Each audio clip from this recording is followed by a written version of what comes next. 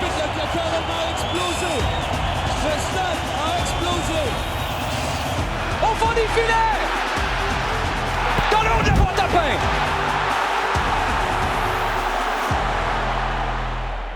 Bon, fait qu'on commence par quoi? Messi, Vous Joey. écoutez l'Extra de Plein Axe. Toujours en compagnie de Frédéric Lard et d'Olivier Brett. Tout à fait. Bonjour, Olivier. Salut.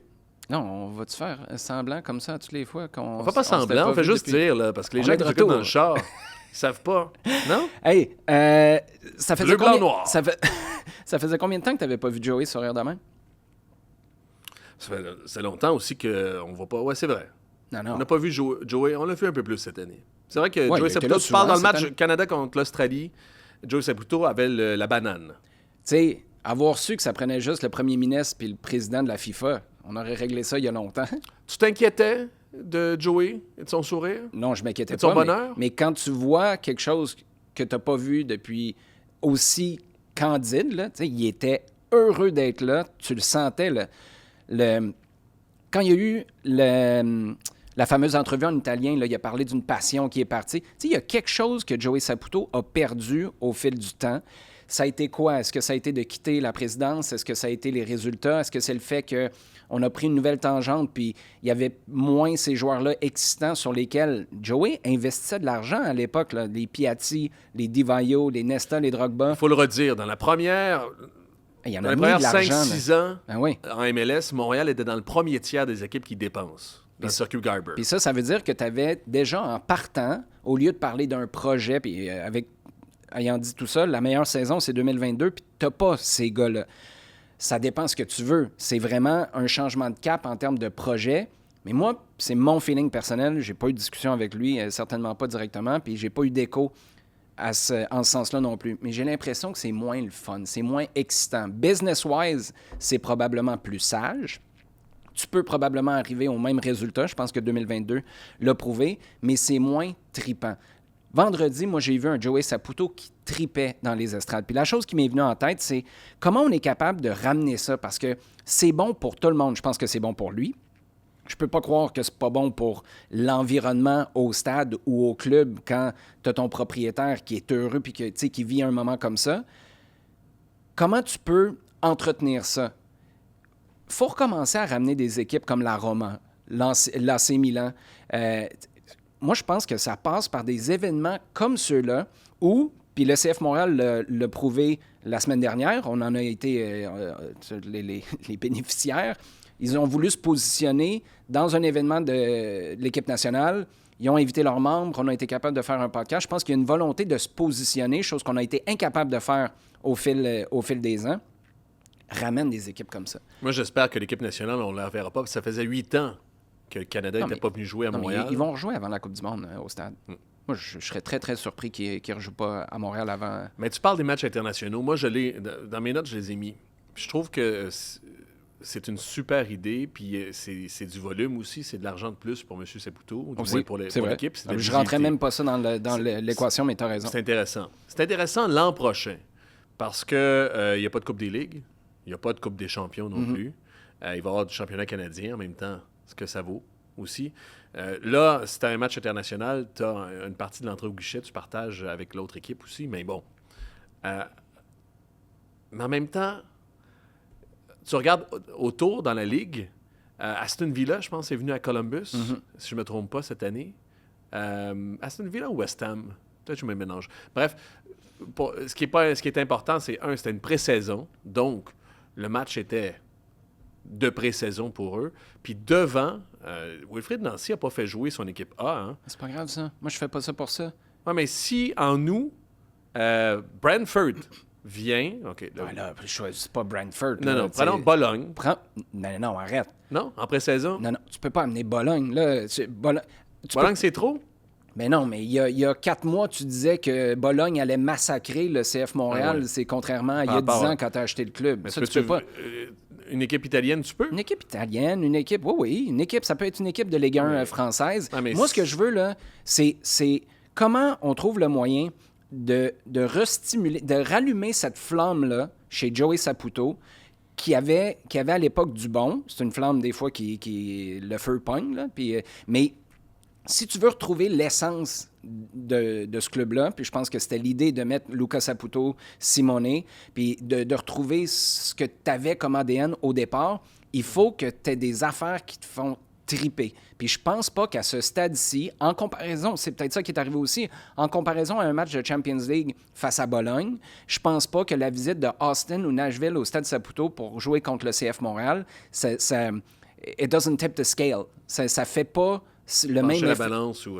Ça fait pas le même effet que ça faisait dans le temps. Mais organisant des événements d'envergure comme ça, positionne Montréal, puis ce sera justement un moyen de montrer à la prochaine administration municipale, regardez ce qu'on est capable de faire comme moteur. Sans que vous nous aidiez, on fait venir ces équipes-là, on amène de l'intérêt sur la ville, puis ça te positionne dans un autre niveau complètement, puis je pense que c'est ce que Joey Saputo apprécie. Moi, il y a deux choses, parce que tu prends dans l'angle, tu dis qu'est-ce que Joey aime. Moi, je sais pas ce qu'il aime, puis visiblement, il aime ça avec le premier ministre puis le président. Il aime ça quand c'est des gens qui sont dans une autre stratosphère. Ben ouais, mais peut-être. Mais en même temps, si le PSG vient démolir en pré-saison l'équipe B du CF Montréal, je suis pas certain. Quoique le PSG, juste qu'il soit là, c'est...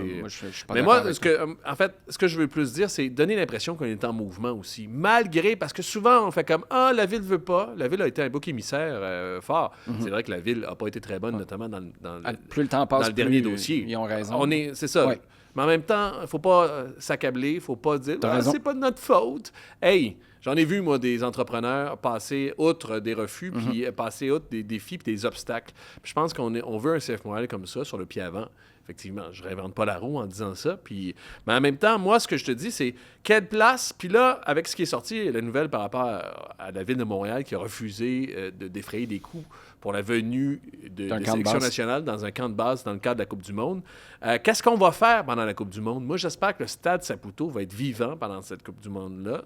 J'espère que ça va être un refuge pour ceux qui vont être à la maison, qui se disent « Hey, on pourrait-tu avoir un party? » Puis qui n'aura pas acheté des billets hors de prix panés par la FIFA aussi à travers le continent américain, à travers le monde aussi. Puis l'autre affaire, il y a des occasions. C'est les 50 ans des Jeux olympiques l'an prochain.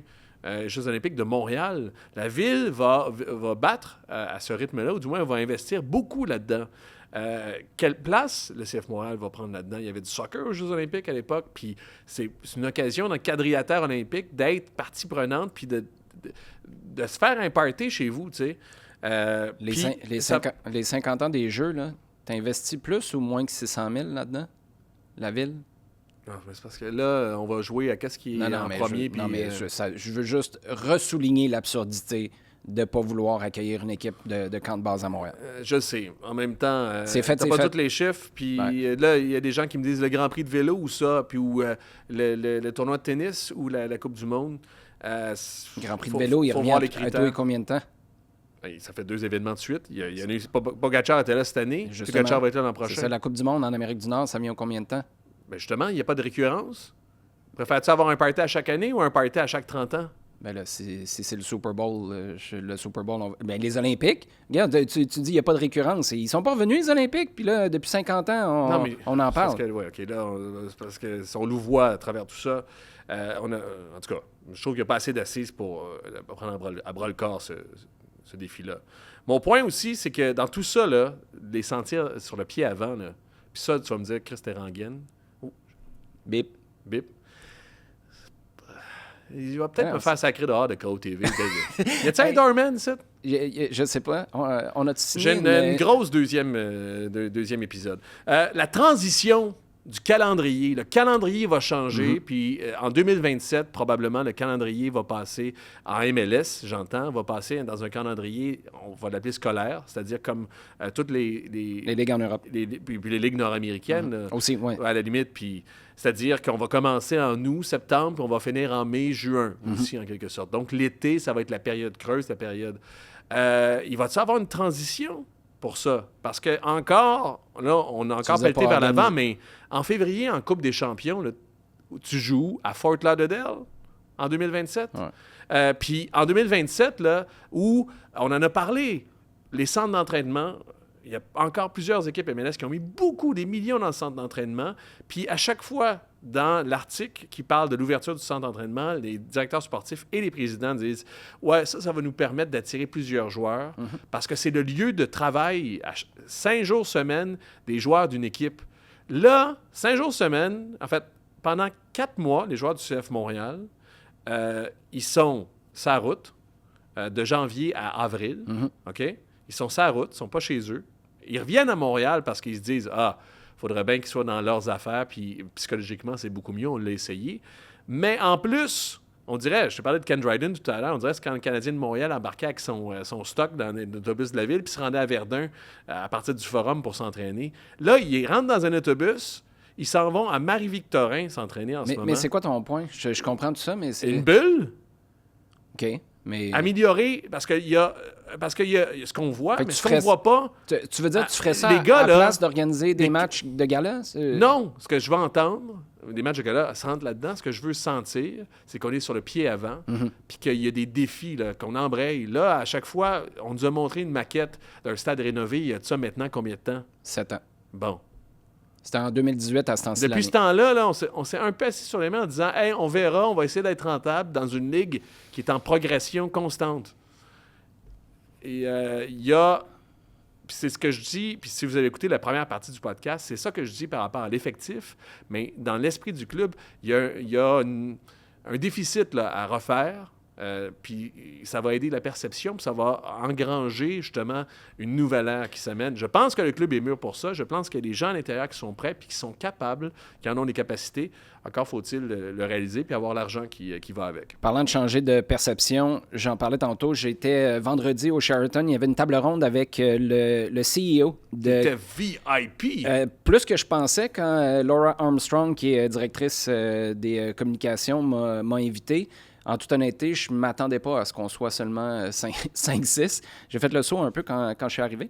Avec le... Sais-tu nous un peu, c'est James Johnson. James Johnson, qui est le CEO qui avait la veille souligné ses 100 jours comme DG ou PDG de Canadian Soccer Business. Ça, c'est l'entité qui a un deal avec l'Association canadienne de soccer pour exploiter les droits d'image et les partenariats de Canada Soccer. Et ce qu'on fait en échange, c'est, là, on pourrait s'obstiner sur une coupe de 100 000 à droite ou à gauche, là, mais on vous donne 4 millions par année. On vous a garanti ça sur une très longue période. Et nous, bien, tout ce qu'on fait, on doit travailler pour exploiter l'image de marque, les droits, puis tout ça. Mais ce qu'on fait... Nous, c'est Canadian Soccer Business. Oui, Canadian Soccer Business. C'est eux qui sont propriétaires, entre autres, de la plateforme One Soccer puis de la Première Ligue canadienne. Je vais juste faire une parenthèse. Ça a été inventé ou ça a été créé, cette structure-là, par Soccer Canada, sous notamment l'impulsion, entre autres, de Victor Montagliani, qui, à l'époque... Puis là, je vais le dire à dessein, singeait ce qui avait été fait plusieurs années plus tôt par la MLS et l'Association américaine de soccer, c'est-à-dire qu'on avait créé SOM, qui était la même chose, une entité de marketing qui gérait, au début c'était des droits de télé, mais qui gérait les droits d'image de l'équipe nationale et de l'équipe nationale mexicaine en plus aussi, et qui était moteur, c'était quelque chose qui tirait le soccer nord-américain et ultimement la MLS vers le haut. On a dissous ça récemment aussi. Ça n'existe plus. Bref, on a singé, c'est le mot que j'utilise à dessein, cette structure-là. Bref. Je ne veux pas rentrer, on a passé 1 heure ensemble à parler d'un paquet de sujets, mais moi, j'ai été vraiment, vraiment rassuré par les constats et les intentions de James Johnson. Ça ne veut pas dire que tout va fonctionner, mais... Son constat, lui, c'est un gars qui était à la tête de l'association australienne, d'ailleurs, puis c'est la raison pour laquelle on est allé le chercher. Il a dit, on a constaté que la relation avec Canada Soccer, ça ne fonctionne pas. On est à couteau tiré parce que le deal n'est pas bon pour Canada Soccer, surtout vu ce qui s'est passé depuis... Il est frustrant pour Canada Soccer. Extrêmement frustrant. Les gens, on a un problème de brand parce que CSB, on n'a pas un bon brand en ce moment parce que les gens ne nous aiment pas tant, je paraphrase, là, mais ne nous aiment pas à cause de ce qu'on représente. Puis les 2 constats, moi, qui sont ressortis, puis je me suis dit, parfait. Vous êtes allé chercher un gars de l'extérieur, il a écouté pendant 100 jours, puis là, il essaye de trouver une refonte de cette entente-là ou de la vision au départ. Parce que One Soccer, moi, je t'en ai parlé pendant des années, dans leurs premières années. Le concept était bon, mais c'était beaucoup, beaucoup trop niché. Dans une niche, déjà, à la base, tu sais, c'est le soccer en ligne qui était essentiellement du soccer canadien. Là, ce qu'on veut, c'est vraiment ouvrir puis aller chercher des propriétés ailleurs dans le monde, entre autres, mais avec le focus sur, par exemple, tu vas chercher les droits de la Juve parce que tu sais que Jonathan David est là. Donc, c'est pas juste pour faire de l'argent puis donner de l'accès à du soccer sur ta plateforme. C'est pour donner de l'accès à tes gars qui, au final, sont à vache à lait, tes gars et tes filles, en équipe nationale. De faire des stars un peu plus. Exactement. De faire d'un Jonathan David quelqu'un qui est un peu plus de notoriété au Canada. 100%. Puis de l'entendre dire il faut revoir notre entente commerciale avec Canada Soccer parce qu'ils n'ont pas d'incitatif à travailler avec nous, à en faire plus. Ça prend des incitatifs de chaque côté.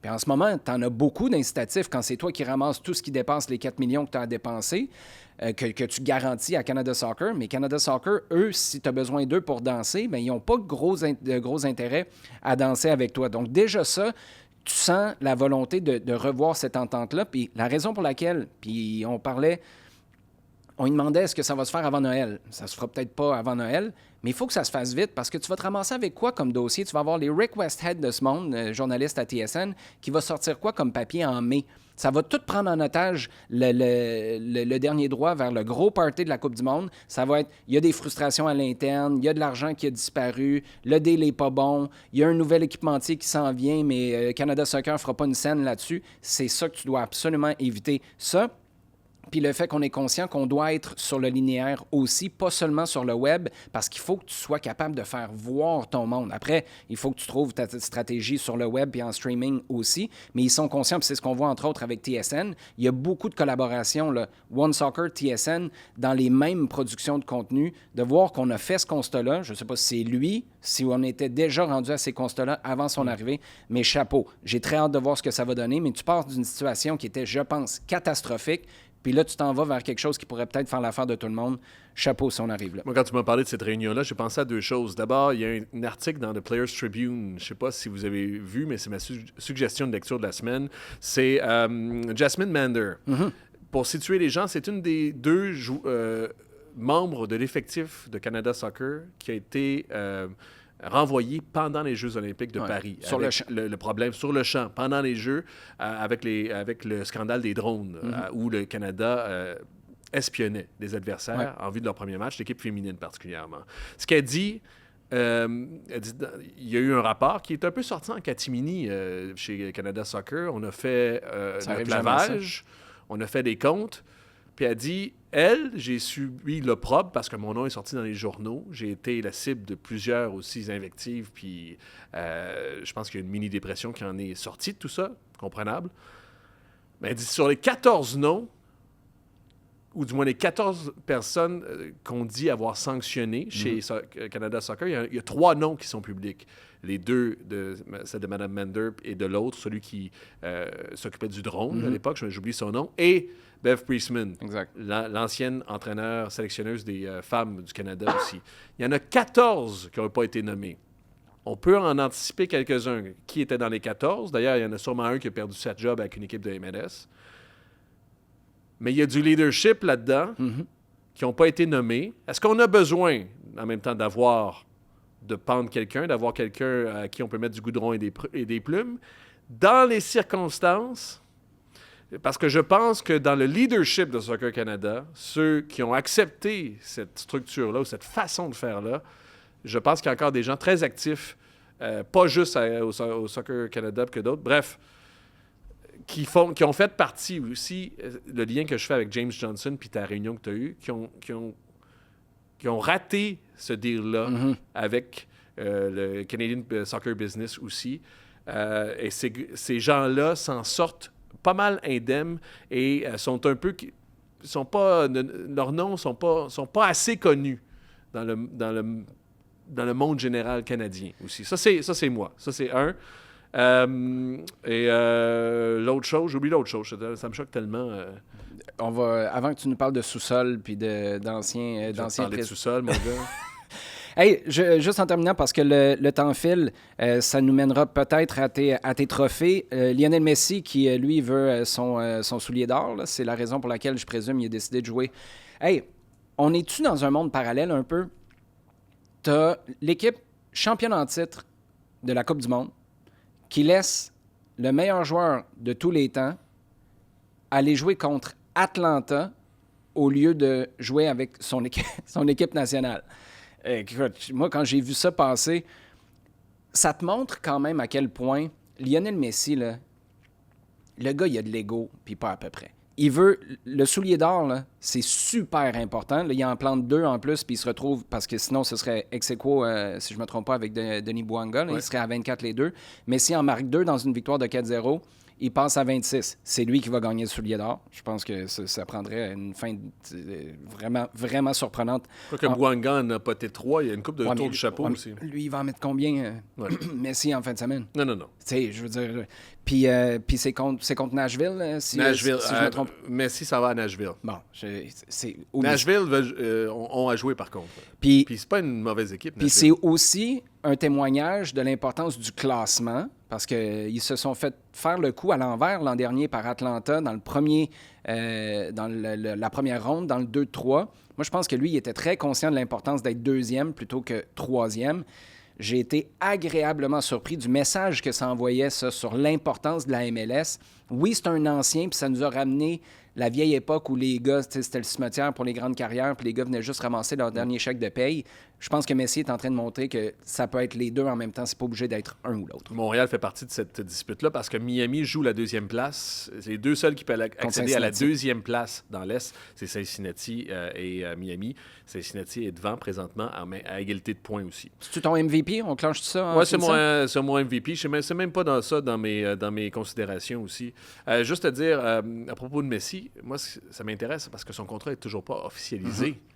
Puis Alba avait signé pour l'an prochain. Ouais. Vient d'annoncer sa retraite.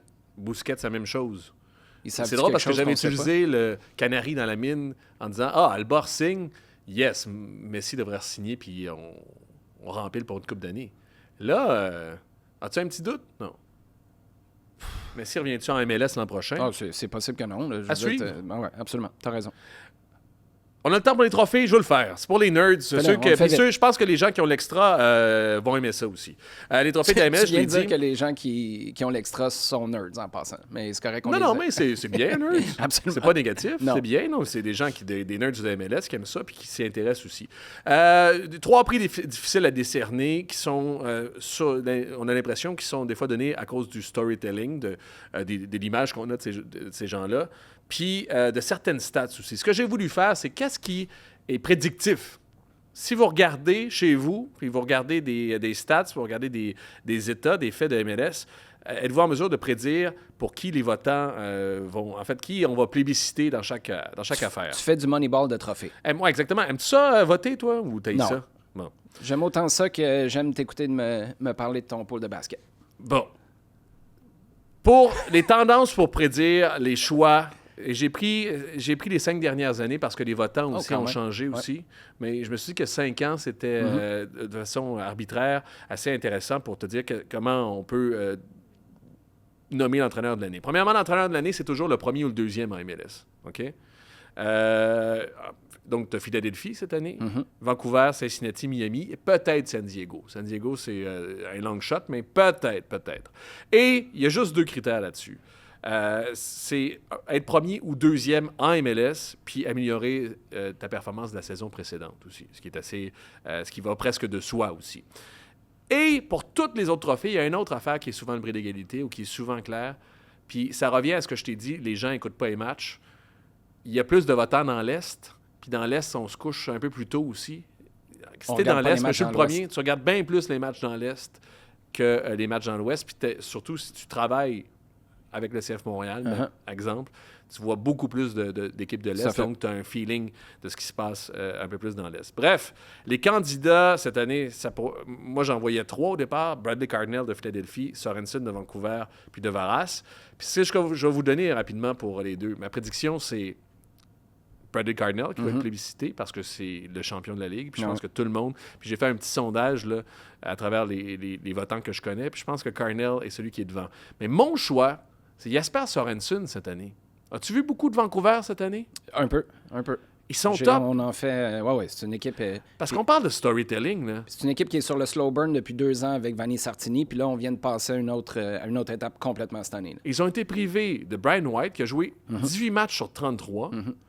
Ryan Gold, 3 matchs, 3 départs cette année. Il vient de revenir, mais 3 départs. Ils ont perdu leur meilleur défenseur qui aurait été probablement en nomination pour défenseur de l'année, Veselinovic. Ils ont continué, ils se sont maintenus. Sam Adekugbe aussi, on parle de l'international canadien, 4 départs seulement. Ils ont fait la finale, on l'oublie un peu, de la Coupe des champions. Ouais. Puis en général, les années précédentes, ça est arrivé avec Seattle, c'est arrivé avec LA. Tu te plantes. Tu n'es pas capable championnat, d'affronter après. 2 compétitions, de prendre 2 compétitions de front. Ils l'ont fait jusqu'en finale où ils se sont fait d'un culotte, littéralement. D'ailleurs, ça, c'est un problème. D'ailleurs, ça aussi, ça Se me faire met dans les en culottes, maudit. c'est un problème. Non, mais il y a eu ouais. des problèmes gastriques. Ils ont tout eu...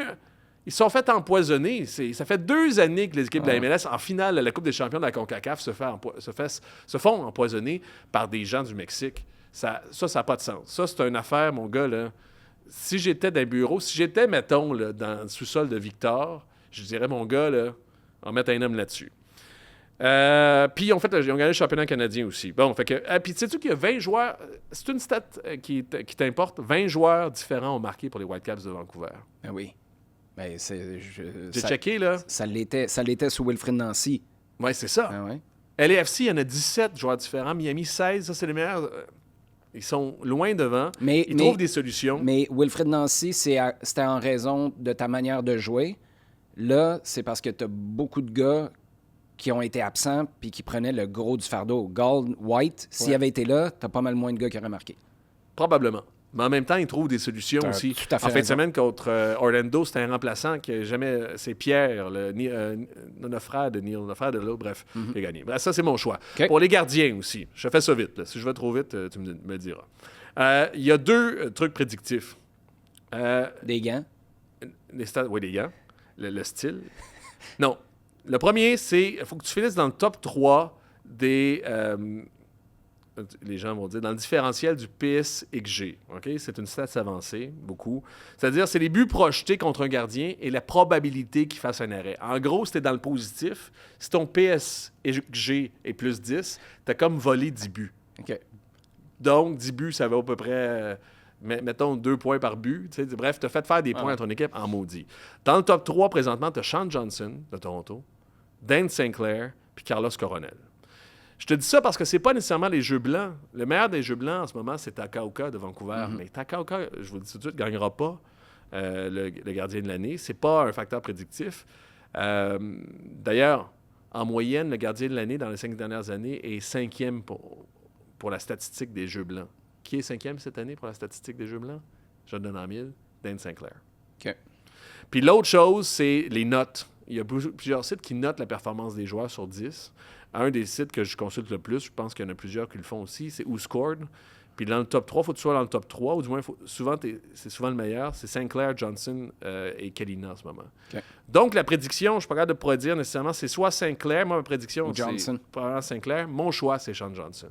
Il a été top cette année, Sean Johnson. Écoute, c'est une catastrophe être gardien pour cette équipe-là. C'est la 2e meilleure défense de l'Est, Toronto. Ouais. 5e meilleure défense de la Ligue. Ouais. Ils ont des 1-1. Oui, mais t'as-tu déjà vu quelqu'un marquer? Non, c'est ça. C'est ça. Puis finalement, pour le défenseur de l'année, là, ça devient vraiment plus intéressant et plus compliqué. Faut que tu fasses partie du top 5 des défenses de la Ligue. Ça donne Philly, Vancouver, Minnesota, LAFC, Cincinnati. OK? On réduit. Après ça, il faut que tu sois au sommet du classement général. Philadelphie, Vancouver est dans le sommet. Faut que tu sois dans les notes dans le top 5. Fait que là, il nous reste Glesnes, puis un qui remplit à la moitié de ces critères-là, c'est Michael Boxall aussi à Minnesota. Puis finalement, c'est la statistique des dégagements, clearance, où tu retrouves de façon constante dans le top 5 les gagnants. Puis ça, j'ai fait sur les 10 dernières années. Dans les dégagements, le clearance, tu retrouves constamment les gagnants des défenseurs de l'année. Le seul, dans tout ce que je t'ai dit, qui est dans les top 5 des dégagements, des clearances, c'est Boxall. Fait que la prédiction, d'après mon algorithme, c'est soit Boxall ou Glesnes. Je pense qu'il y a une fatigue parce que Glesnes a déjà eu. T'es pas fan de Glesnes? Pas un gros fan, mais non, mais je le prendrais dans mon team. Mais je suis pas... C'est pas mon défenseur de l'année. D'ailleurs, quand il y a un bris d'égalité, on l'a vu l'an passé avec Moreira, c'est souvent le défenseur, si on prend 2 défenseurs centraux, parce que c'est jamais des latéraux, c'est souvent le défenseur qui fait le plus gros salaire. Morera fait un plus gros salaire que Camacho. Glesnes faisait un plus gros salaire à l'époque que Jack Elliott, qui avait été, pour les journalistes de Philadelphie, un meilleur défenseur que Glesnes, Jack Elliott. Fait que voilà. Fait que tout ça pour dire que la prédiction, attendez-vous à avoir soit Glesnes ou Boxer, c'est un 50-50 pour moi. Peut-être que le fait qu'il joue dans l'Est, Glesnes, et que tu as rarement un défenseur, un gardien de but de l'année qui viennent de la même équipe, ma prédiction serait donc Glesnes. Mais mon choix à moi, je ne sais pas si tu es capable, tu me connais bien. Vas-y. Non. Adilson Malanda Ah ouais. à Charlotte, Ah ouais, le Français de 23 ans qui s'en va à Middlesbrough en Championship l'an prochain. Ou Middlesbrough, je pense que c'est premier encore de la Championship, à moins de me tromper. Ils ont une séquence de 9 victoires consécutives. C'était un record de MLS. C'était l'assise de cette équipe-là. Top défenseur. Ça me permet de te dire qu'à chaque fois qu'on parle de Malanda, puis qu'on passe à travers la Ligue, les gens capotent aussi. Il y a des gens qui, comme moi, trippent sur Malanda. Je ne suis pas le seul. Vincent Détouche, je te dis souvent, en Premier League, puis en Ligue 1, ou en Ligue 2 aussi, il y en a plein des Malanda. C'est peut-être un truc intéressant à surveiller dans les prochaines années aussi. Ce que tu nous as aussi confirmé avec ça, c'est pourquoi la plupart des gens votent à l'aveugle. Parce que c'est de la job en temps. Écoute, j'observe, puis tu le dis, puis je me trouve faillible constamment à chaque fois que je suis confronté à un bulletin de vote, parce que je veux, pour ces joueurs-là, puis pour l'ensemble de la saison, parce que ça devient historique. Dans 10 ans, là, des fois, tu te dis « Ah, c'était lui le meilleur défenseur », alors que cette année, si j'ai le choix entre Glesnes ou Malanda, deux bons défenseurs, mais je prends Malanda 300 000 à l'heure, puis il y a une meilleure... Bref, c'est pour les joueurs, c'est pour l'amour de cette ligue-là puis de cette véracité-là que je regarde des vieux matchs. J'ai appelé des collègues pour essayer de voir quels sont les matchs références de certaines équipes pour être sûr. J'ai de l'air plus catholique que le pape, là, mais c'est quelque chose qui, pour moi, me ramène à mon côté faillible de commentateur en me disant « crime ». C'est impossible. C'est pour ça que ça me ferait quand les équipes, c'est une affaire marketing, mais quand les équipes disent « Ah, on a 2 joueurs sur le game de la semaine », quel sacripant de journaliste a écouté les 14 matchs un week-end, puis dimanche soir a voté pour le joueur de la semaine en MLS. Le joueur de la semaine en MLS, c'est celui qui a marqué 2 buts. C'est évident. Même si t'as pas bien joué, les 2 buts, t'es fait du cul, mon gars. T'es joueur de la semaine pareil en MLS. On va finir là-dessus parce que c'est un drop de mic. Ça. Hey, on va se faire chicaner. Je vais peut-être si pas ça revenir continue. l'an prochain, moi. Non, on va être là la semaine prochaine. Ce sera probablement post-bilan du CF Montréal. Post-bilan du bleu-blanc-noir. Acceptable, pas acceptable? N'oubliez pas de nous dire ce que vous en pensez. Bleu-blanc-noir, oui. L'expression bleu-blanc-noir. Exactement. Pas le bilan. Non. C'est acceptable. T'acceptes le bilan? Salut.